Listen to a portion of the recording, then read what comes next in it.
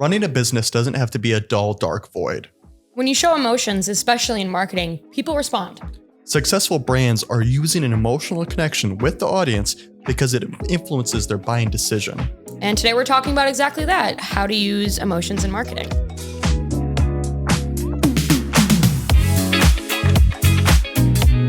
So welcome back to The Obsessed Marketer, the podcast designed for you, the small business owner looking to jumpstart your business and learn quick marketing strategies you can take with you to increase sales, reach, and growth. I'm Holland Berkey. And I'm Joel Schmitz. And we're back. We're back. Super exciting. And we're talking emotions, which is something we all have. We all have. All right. So how you doing today, Joel? I'm doing good. You? I'm doing good too. My emotion is happy right now. Okay, good. I'm happy. I'm excited. Good. I only have three emotions. Sleepy.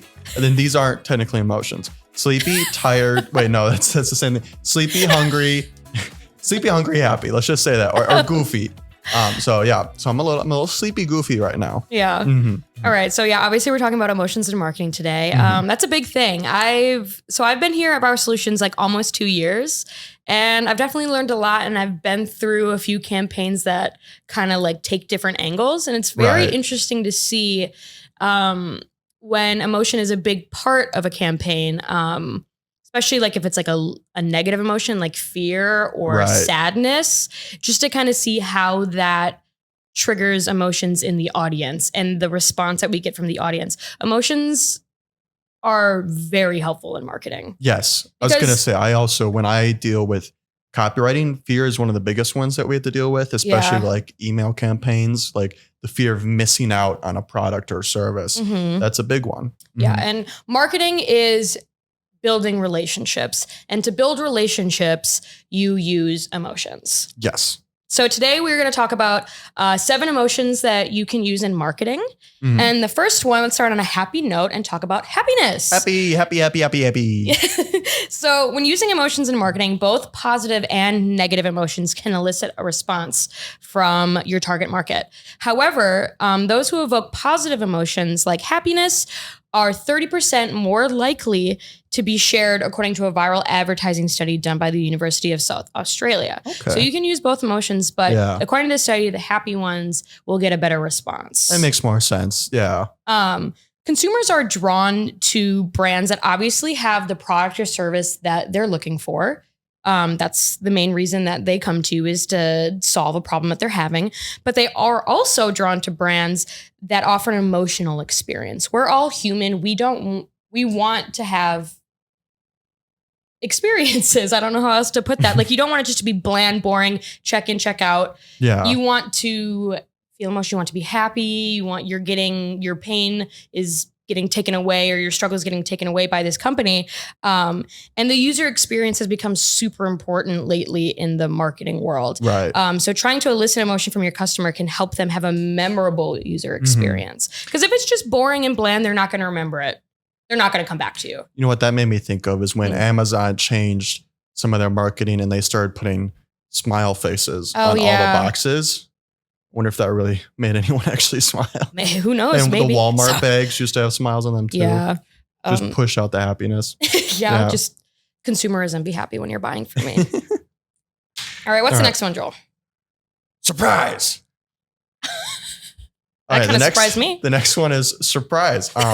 So it may be a little bit of a cliche to say that life is unpredictable, right? But it's also truthful. And so that's why surprise is listed as one of the top emotions brands employ in their marketing. So let's think about it. Old Spice commercials.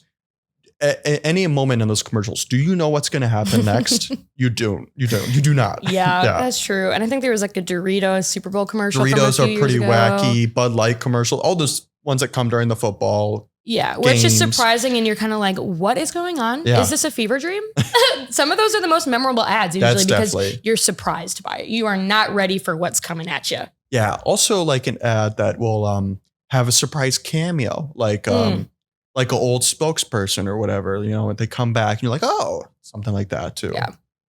Okay. So the next emotion that we're talking about is humor, which is my favorite kind of ad to see. I feel like I like the funnies. I like knowing that a company, like, I know they're taking it seriously, but when I see humor ad, I'm like, they're they're not taking it too seriously. And it makes humanizes you. It humanizes them. And I'm like, they're just like me. Wow. Mm-hmm. You can build relationships through humor very easily. Mm-hmm. Yeah. So using emotions in marketing with humor is lighthearted way to make yourself memorable. Like I said, for me personally, I remember the funny ads a lot. I remember the funny ads and I remember the sad ads, which we'll talk about a little bit later.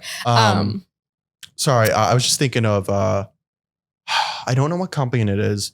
And we're always talking about commercials, but this commercial where it's kids who are turning into their parents and they're doing more adult stuff. Is that? It's an insurance one. Yeah, and those are just so funny. It's like State Farm, Allstate, one of those. Yeah, I think that's a really funny way to be memorable. Yeah, because a lot of with that too, like insurance companies, you don't expect them to be funny, and they're taking it the funny way. Like they have that one, the chaos one. Yeah, mayhem. Because they have kind of like a boring subject, insurance, and they're twisting it in a way to make it funny. But that mayhem commercials also deal with fear a little bit. But we'll talk about that later.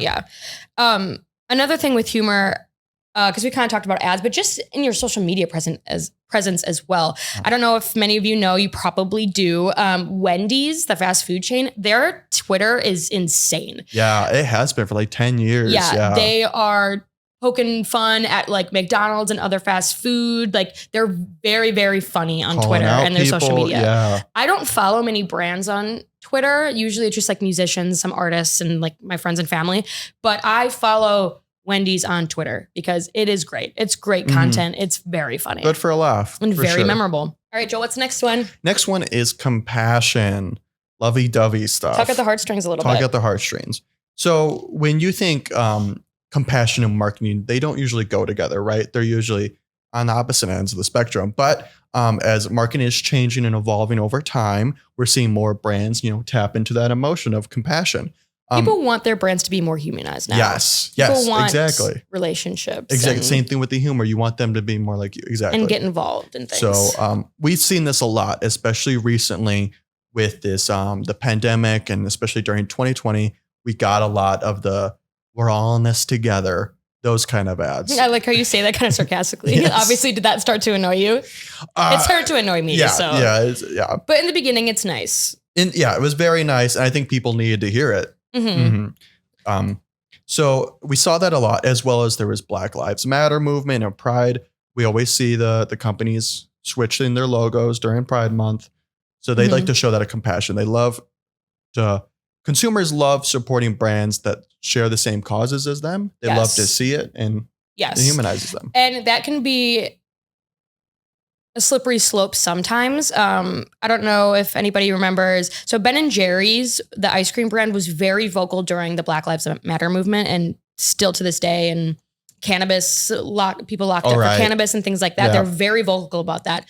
So they definitely alienated some of their customers. I have seen people post on social media that they were throwing away Ben & Jerry's ice cream. They do not support this brand anymore. But on the flip side, they created a lot of brand loyalists who are like, yes, because like we said, consumers nowadays, they love to back a company that is in the know of like social injustices and things going on and that align with their viewpoints. They're going to go to that brand over a brand that is not with their viewpoints. So it is kind of a slippery slope on which way you got to go. You got to kind of play your cards right. But it can definitely be very, very strong and helpful emotion to use. It could be risk reward. You don't know. All right. The next emotion we're going to talk about. So on the flip side, we're going to talk about fear. Some negative emotions. That was kind of scary. Okay. Good. So fear is one of those human emotions that are vital for survival. So we have a blog on this, actually. It's called The Fear Factor in Advertising. We'll link it below in the show notes for you. But so the fear factor in advertising is designed to persuade and emphasize prevailing dangers or risks of harm to an individual. It helps to open our eyes and to take action before fear turns into reality. So I feel like insurance, a lot of times insurance, like we said, like Mayhem, they went like the funny route. Like a tree falling on your house, a lightning storm in your house. Whatever. Typical like insurance you see, like on their web pages, you'll see images of flooded neighborhoods. Yeah. And then you're like, is that going to happen to me? And you get scared for a little bit. And then they give you like the help, the solution. And it's usually to call them to get something set up with them and to use their product or whatnot. Yeah. And so like with that delivery with fear, if you're using fear in your marketing, the delivery is very crucial because you don't want to scare the crap out of somebody or make somebody feel uncomfortable and then not have an easy solution for them right away. You have to make sure that the solution to whatever fear you're instilling in them is a call away, a click away, something like that. Because otherwise they're just going to be afraid and confused on your website, and then they're probably never going to come back to you. Yeah, make yourself reachable. So now we've gone past the point of happy, lighthearted emotions. Now we're definitely into the sadder one. So this one is sadness. We want to evoke positive thoughts with our brands, of course, but sadness is also a very powerful emotion, is it not? If you ever seen a commercial that turns you into a blubbering wreck and you're like, okay, I got to go donate to whatever this is. Me. I cry so easily at commercials. I cry whenever I see somebody crying, I will cry. Yeah. So like I said before, it's the funny ads I remember and the really sad ads I remember. I remember there was one, I think it was around 2020. I believe it was Alexa or Amazon. It was or maybe it was Apple. I don't even know. One of the big brands. But they did a Christmas commercial about like staying connected during the pandemic. Like these grandparents couldn't see their grandkids during Christmas because of the pandemic. Yeah. And it was so sad. And I was crying to the point of like bloodshot eyes. I had like hives on my face, like hyperventilating. And I remember it very vividly to this day. I remember the dad was wearing like red plaid pants. Like it is ingrained in my brain because it evoked such a strong emotion in that campaign. Yeah. I always remember those commercials with all those dogs and cats that are not doing well. Is and it there's in the sad, Sarah McLachlan? Yeah. Always ASPCA, I believe. Yeah. So sadness is a great emotion to use in your marketing. Yeah, it'll strike an emotion and it'll get people to make an action to use your service or whatever. Okay, so the last emotion we're talking about is anger. Anger is another negative emotion that some marketers might shy away from, but the good marketers know that you should exploit emotion at any chance that you get, and anger is definitely one of them to be using. It's a powerful tool for marketing because anger can spur action. It lights a fire under somebody and it makes them want to go donate, go buy something, go share your post on social media. It makes people want to go do things. Yes. And like I said, when they're angry, they act. Yes. So it's a great emotion if your marketing campaign is to like get an action out of them, an actionable thing.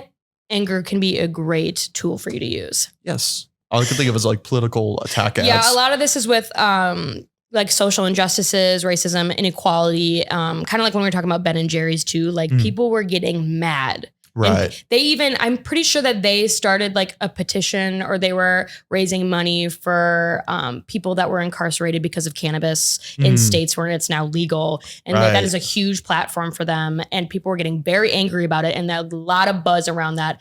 And you were like a few months ago or like to a year ago is like cannabis and justice, Ben and Jerry's hand in hand. Yeah. So using that anger can get people riled up and you can get them to do things. Yeah. Okay, we're going to switch gears a little bit now, and we're going to talk about 5 tips for using emotion in your marketing. All right, so you know the emotions now. Now we're going to tell you how to use them. And the first one is use storytelling to elicit emotions. There's a technique called narrative transportation, and we have a blog to that. We can link that in the show notes for you to get a little more information on that. But narrative transportation is what happens when people are fully engaged in a story and get emotionally invested in the characters. So in your copy, when you're doing a narrative like storytelling and you have your hero, it's not enough just to have a hero. You need to have the emotions of that hero be transparent enough where the reader, the audience feels those emotions as well. They get wrapped up into the story. They relate to it. So yeah, like if you got a commercial and your hero is sad in the beginning, the audience is going to want to see him happy by the end of the commercial. Like he's got everything resolved and they get that same emotion too. They're feeling the same emotions as those characters within the story. It's really important to try to get your target audience to feel what your narrative is feeling. Yes. Yep. All right. What's the second one? You're going to want to ask questions that make your audience think. The best kind of marketing is one that speaks directly to the audience. You also want to forge a two-way connection with your audience so you can pick their brain. So know what they're thinking about, know what they're talking about. Ask them questions that you want them to think about because that drives engagement. Encourage them to share their opinions and use your brand's experience by soliciting a response or asking questions. Yeah. So having that two-way communication is a great way for you to get data.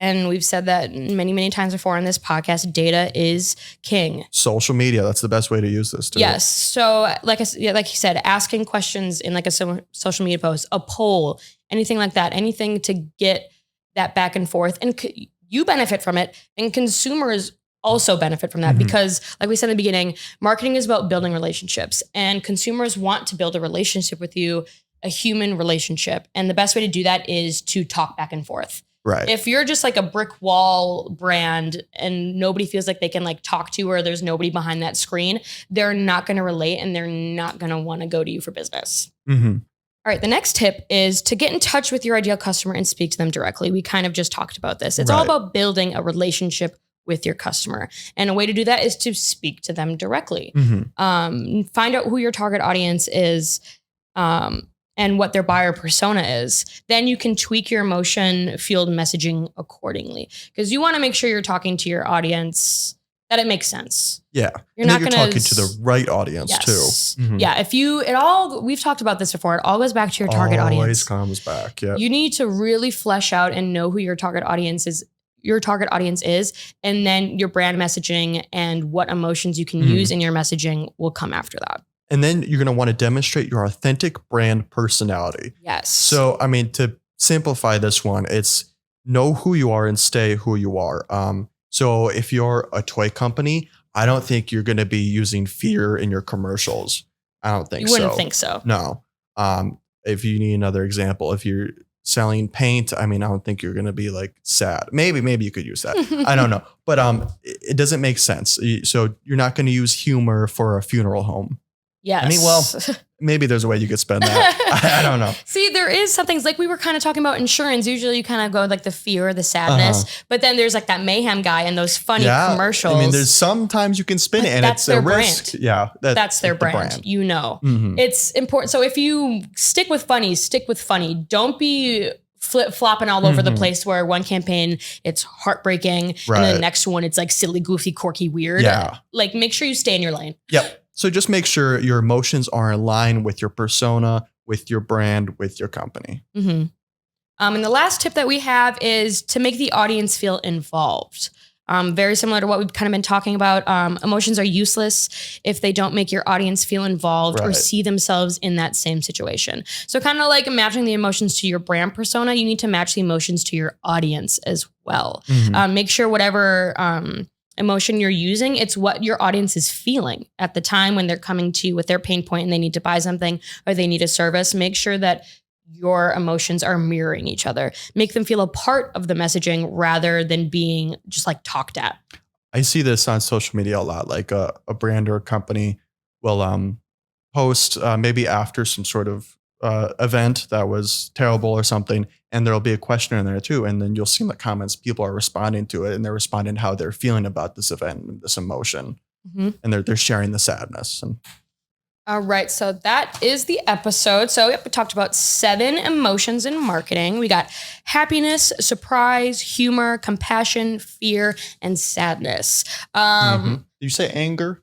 Oh, yep. Last one. Anger. Anger. Are you mad that I missed anger? I am. All right. So just to kind of wrap things up, I feel like the most important thing we kind of talked about today is kind of that last little bit we talked about too, is making sure that emotion is in line with your brand persona. Making sure it matches. Know who you are, connect with your audience, and feel free to use some techniques like storytelling techniques to get closer with your audience. Yeah. Don't be afraid to add the emotion into your marketing because, like we said, nowadays people want their brands to have personality. They want relationships. Humanize they don't want just people spewing ads at them or talking to a brick wall. So don't be afraid to use any of these emotions in your marketing, even the negative ones. The negative ones can be very, very powerful. Elicit a response. Yes, and that's like what you want. compassion and sadness and all that kind of stuff. And if you need help on any of your marketing, or if you want a little extra more tips on using emotion in your marketing, we are always here to help. You can reach out on our website, vowelsolutions.net. There is a chat bubble in the lower right corner. You just click that and one of us will get back to you. We also have a free 50-point marketing audit that you can find on our website. We look at what's working for your business, what's not working for your business. And that again is at vowelsolutions.net. All of the links that we talked about today, the blogs and the audit and all that will be in the show notes for you down below. All right, so next week we have a very exciting episode too. It's our second episode in our small business spotlight. Ooh. It is Bomba Vodka. Ooh, which will be very, very exciting. You'll that should be see fun. Andrew on that episode. Oh, awesome. All right, well, that's it for now. I'm Holland Berkey. And I'm Joel Schmitz. We'll see you next week.